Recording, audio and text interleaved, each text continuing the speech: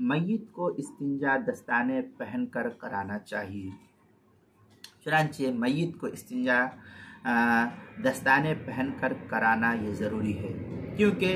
जिस जगह को ज़िंदगी में हाथ लगाना और देखना जायज़ नहीं, मरने के बाद भी उस जगह को बिला दस्ताना पहने हुए हाथ लगाना या देखना ये जायज़ नहीं है। चुनांचे जौहरतुन नय्यरा में है वसूरत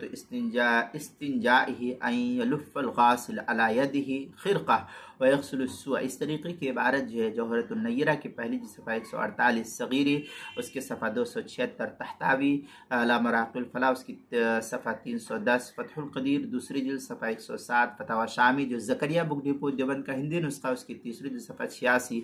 बैरूत का छपा हुआ नुस्खा उसकी तीसरी जिल्द सफ़ा 81, फ़तावा हिंदिया पहली जिल्द सफ़ा 158, अल बहरुर राइक़ उसकी दूसरी जिल्द सफ़ा 301, किताबुल मसाइल उसकी पहली जिल्द